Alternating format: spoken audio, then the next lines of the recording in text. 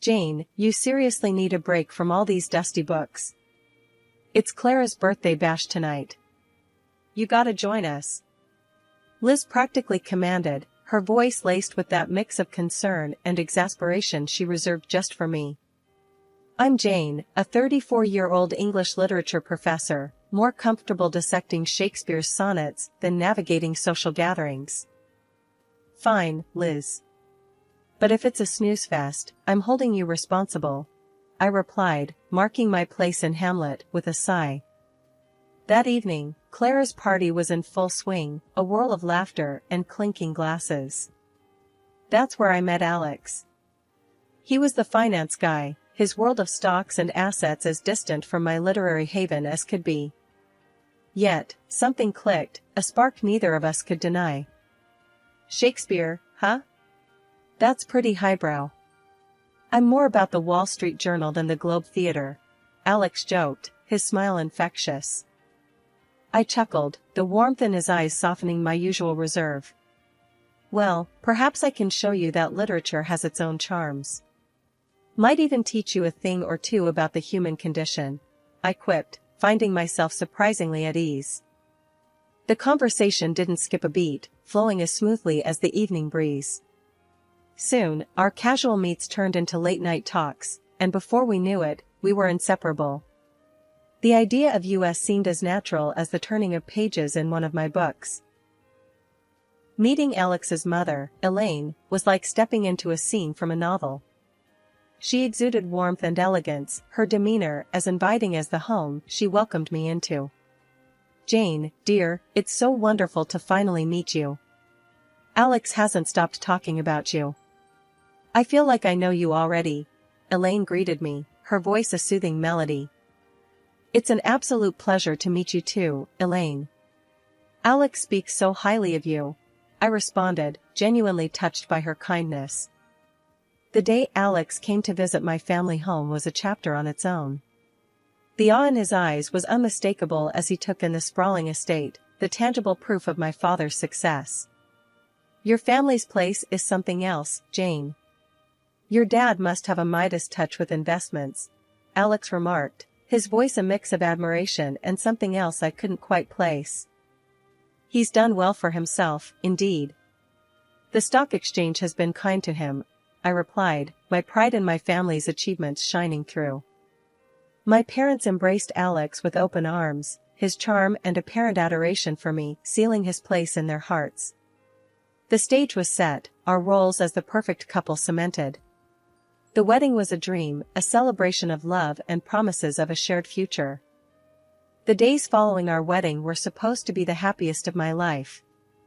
Instead, they turned into a relentless storm of heartache and dread. Dad, the strongest man I knew, was suddenly confined to a hospital bed, his strength waning under the cruel grip of cancer. The hospital's sterile, white walls became our grim reality, the beeping of machines a constant, unwelcome soundtrack. One bleak evening, as the sun dipped below the horizon, casting long shadows across the hospital room, Dad called me over with a feeble gesture. His eyes, once so full of life, now mirrored the fatigue and pain he was enduring. Jane, my darling, he began, his voice barely above a whisper, I need you to be strong. I've made arrangements for you, for after I'm gone. There's an inheritance, $2 million. It's yours, my dear. I want you to have a secure future. I gripped his hand, the cold reality of his words piercing my heart. Dad, please, don't talk like that.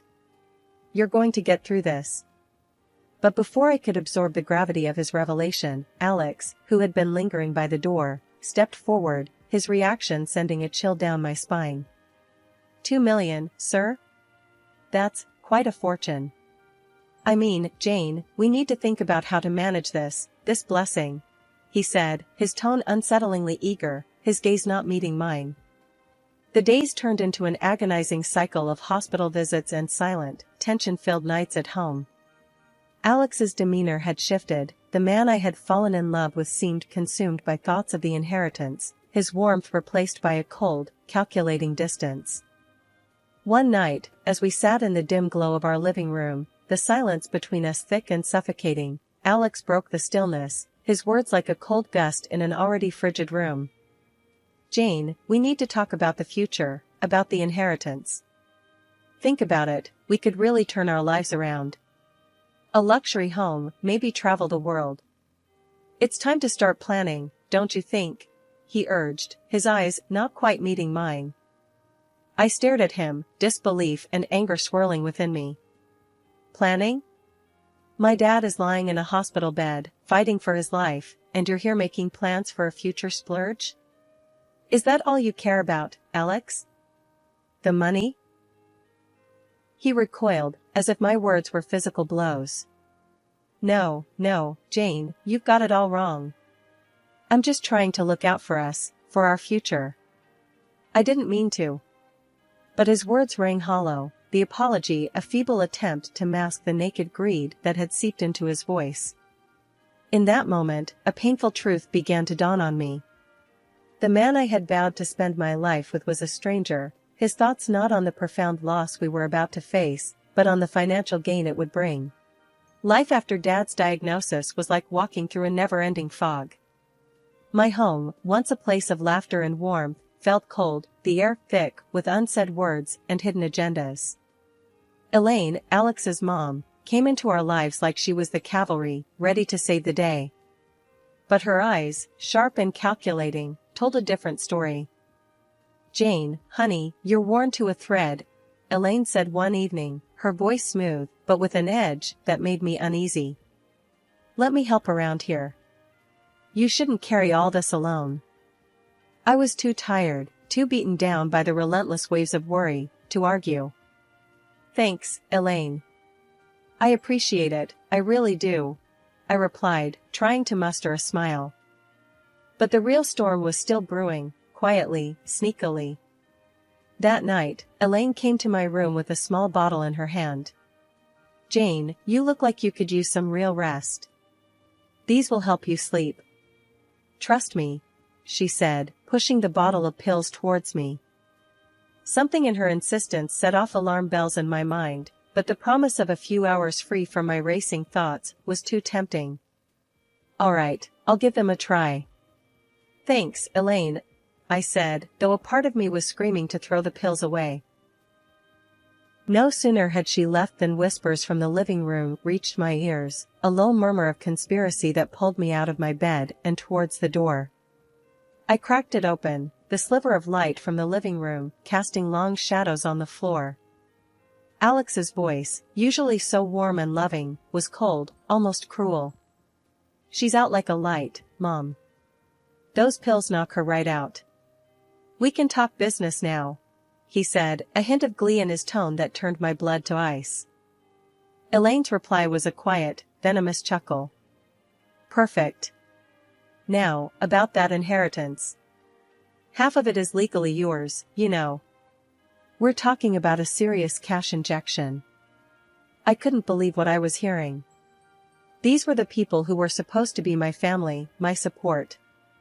Instead, they were plotting like villains in one of the tragedies I taught in class. Alex's next words were a punch to the gut. Half? That's kids' play, Mom. I want the whole pie. We need to figure out how to get Jane to sign it all over. Once I have the cash, I can cut her loose.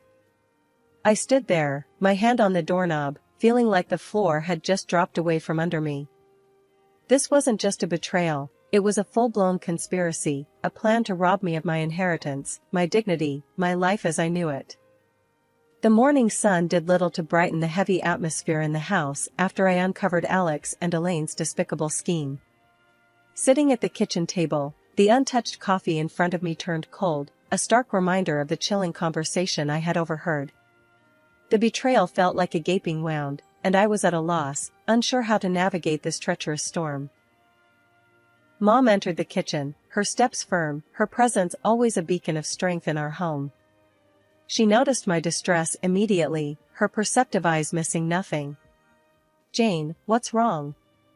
You're as pale as a ghost. Talk to me, she urged, her voice a blend of concern and command. I hesitated, the weight of betrayal heavy on my tongue. But seeing the unwavering support in her eyes, I found the courage to confess. Mom, it's Alex and Elaine. I overheard them last night.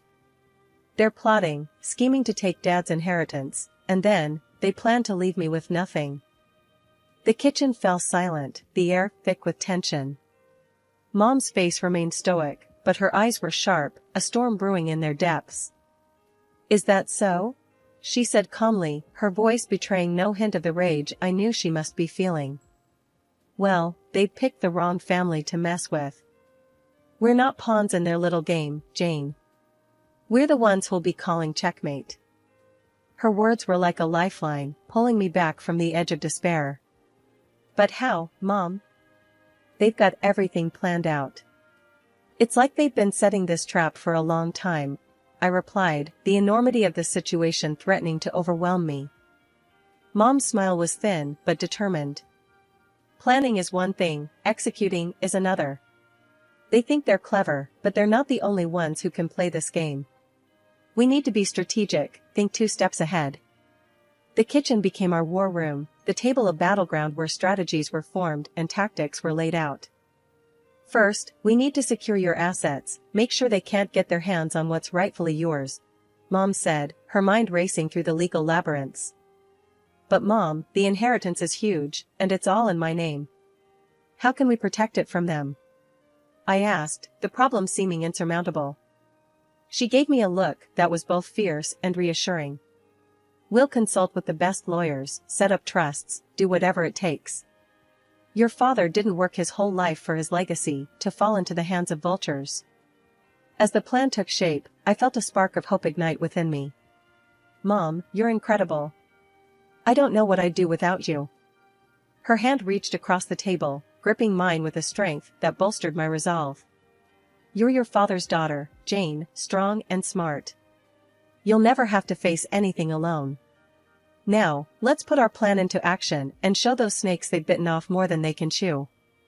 The day of the will reading was like the calm before the storm.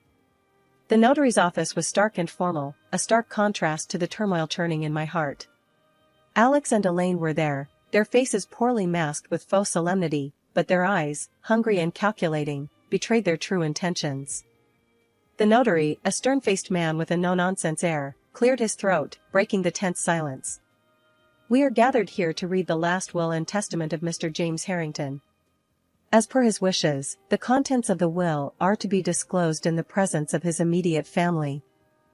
Alex leaned in, a wolfish grin barely concealed. This is it, Jane. Our new beginning, he whispered, his breath cold against my ear. I stiffened, repulsed by his proximity and the implication of his words.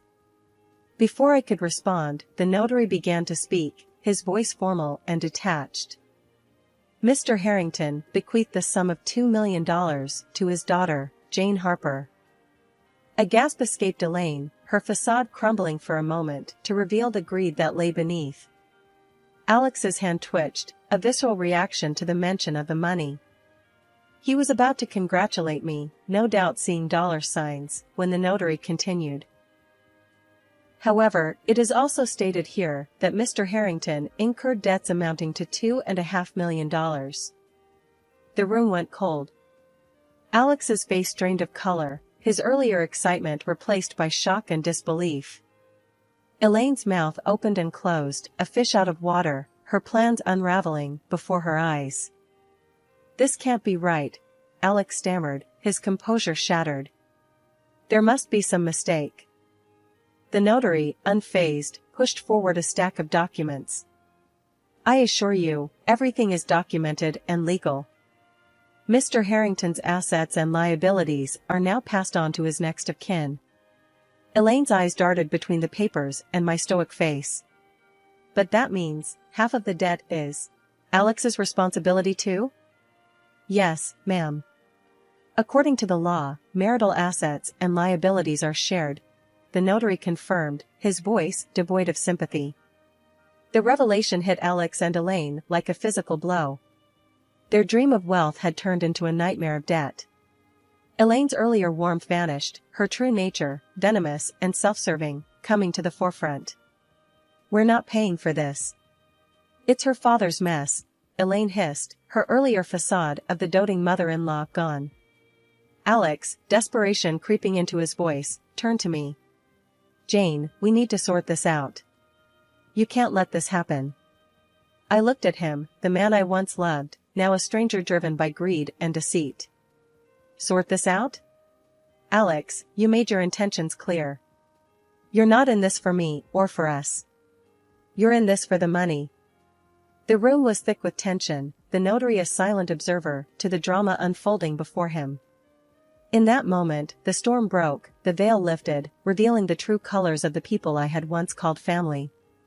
But as I stood there, facing the betrayal and the mountain of debt before me, I knew I wasn't alone. Mom's hand found mine, her grip firm and reassuring. We'll handle this, Jane. Together, she whispered, her voice a bastion of strength. Alex and Elaine, initially struck dumb by the revelation, quickly erupted into a whirlwind of fury and disbelief. This is insane. Alex bellowed, his face contorting with anger. Are you seriously telling me this pile of papers is for real? Show them again, this can't be happening. The notary, a pillar of calm amidst the storm, methodically laid out the documents once more. Each line, each number, was a testament to a reality they couldn't escape. Elaine, her composure shattered, turned her venom towards me. You knew, didn't you? You and your mother planned this. You're trying to drown us in your family's mess. That's when Mom stood up. Her presence filled the room, a quiet force amidst the chaos. Enough, she said, her voice cutting through the noise like a blade. My husband had his faults, his vices. The gambling, the debts, they were his burden. And now, according to the law, they are shared by Jane and Alex. Elaine's face was a mask of rage, her earlier facade of kindness nowhere to be seen. We're not paying for someone else's mistakes. We won't let this happen. Cornered and desperate, Alex played his final, desperate card. If that's how it's going to be, then fine. I want a divorce. And in that agreement, we'll make it crystal clear, neither of us gets anything from the other. No claims, no money, no property. Nothing. His words, meant to intimidate, only fueled my newfound resolve. A divorce? That's the best idea you've had in a long time, Alex. Let's make it official. You walk away empty-handed. No ties, no debts, no nothing. The agreement was drafted with clinical precision, a clear, unambiguous document that severed the ties that once bound us. We signed it, each stroke of the pen marking the end of a chapter, the end of a farce disguised as a marriage. After signing the divorce papers, the heavy door of the notary's office closed behind us with a thud that felt final. The crisp air outside did little to clear the heaviness that hung over me. Alex and Elaine, their masks of pretense thoroughly discarded now, couldn't contain their contempt. Well, Jane, looks like you're stuck with the short end of the stick. $500,000 in debt. That's quite a hole you're in, Alex sneered, his voice dripping with disdain. Elaine's laugh was cold, void of any warmth she once feigned. You really thought you could outsmart us? Enjoy paying off your father's mess. Just then, Mom stepped forward, her demeanor calm but with an undercurrent of steel. You two might want to hold off on your celebrations. You see, there's more to this story. Alex scoffed, his arrogance unshaken. What could you possibly say to change anything now, Mrs. Harrington? Mom's smile was enigmatic, a prelude to the revelation that was about to turn the tables. Well, for starters, Jane's not alone in this. I'm here, and unlike what you've been led to believe, the real financial genius in this family has always been me. Elaine's smirk faltered, confusion clouding her features. Alex's expression mirrored his mother's, disbelief and curiosity warring on his face. I've been the one managing the successful investments, the stock market ventures, not my late husband. My net worth? It's currently around $70 million. And yes, Jane is my sole heir. The impact of Mom's words hit Alex and Elaine like a physical blow, their smugness evaporating, replaced by shock and a dawning realization of the grave miscalculation they had made. Alex, the color draining from his face, stammered, 70 million? But that means. Mom's gaze was unwavering, her voice firm. It means, Alex, that you and your mother have been chasing shadows while ignoring the real treasure. Jane's inheritance from me will secure her future. As for the debts left by her father, consider them settled. I won't have my daughter burdened by them. Elaine's mouth opened and closed, words failing her for the first time. Alex, his knees seemingly unable to support him, sank to the ground, his earlier bravado shattered. Please, Jane, I didn't know. I was wrong. Forgive me, he pleaded, his voice barely a whisper, the mask of the cunning strategist gone, leaving only a desperate man in its wake. But it was too late for apologies, too late for regrets. I looked down at the man I once loved, now a stranger groveling at my feet. Forgiveness is earned, Alex, not begged for. You made your choice, and now you have to live with it. Turning my back on Alex and Elaine, Mom and I walked away, their pleas and protests fading into the background. The last laugh was indeed ours, but it wasn't one of triumph or joy. It was a laugh that acknowledged the end of a painful chapter and the beginning of a new, hopeful journey. The debt, the deceit, the heartbreak, they were all behind us now. Ahead lay a path of healing and rebuilding, with the strength and wisdom of a bond that no storm could break. The last laugh was a promise of brighter days, of a future where the shadows of the past no longer loomed over us. It was the laughter of freedom, of liberation from the chains of greed and betrayal. And as we stepped into the light of a new dawn, it was the laughter that heralded the beginning of a new chapter, written on our own terms, in our own time. The dust had settled, and the dawn of a new day brought clarity and a profound sense of peace. My life, once entangled with Alex and Elaine's deceit, was now my own. Yet, the echoes of their betrayal hadn't faded completely. Alex, in a last-ditch effort to salvage what he had lost, showed up on my doorstep, his eyes hollow, his stance one of desperation. Jane, please, you have to listen to me. I was wrong, terribly wrong. Can't we just start over, forget all that happened? He pleaded, his voice a mix of regret and fear. I looked at him, the man I once thought I knew, and felt nothing but detachment.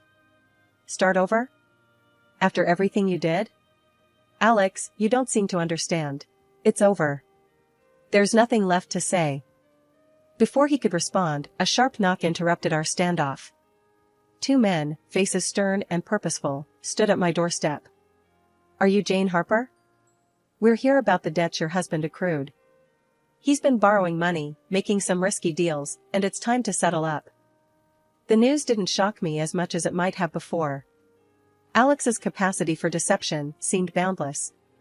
But I was prepared, the pain and betrayal I had endured had forged a resilience I never knew I had. I invited them in, offering a seat but not comfort. I understand this is a difficult situation, but I'm afraid you're knocking on the wrong door. Alex's face went pale, his eyes darting between me and the creditors, the reality of his situation sinking in. I calmly presented the divorce papers, the ink dry but the words echoing the finality of our severed ties. As you can see, we're no longer connected legally. Any debts he incurred are his and his alone. We made it explicitly clear in our divorce agreement, no claims on each other's assets or debts. The creditors scanned the documents, their expressions turning from frustration to understanding. Seems like you've got everything in order, ma'am. We're sorry to bother you. We'll take this up with Mr. Alex Harper directly. As they stood up to leave, Alex reached out, desperation clear in his voice. Jane, please, you can't let them do this. I'm ruined without your help. I looked at him, a man drowning in the consequences of his own greed and deceit. Alex, you made your choices. Now you have to live with them. It's time you faced your own storms. With the closing of the door, the chapter of Alex and Elaine finally ended, their presence in my life, nothing more than a harsh lesson learned. The dawn of this new day wasn't just the rising of the sun. It was the rising of a stronger, wiser me, a woman who had weathered the storm and emerged not just intact, but empowered.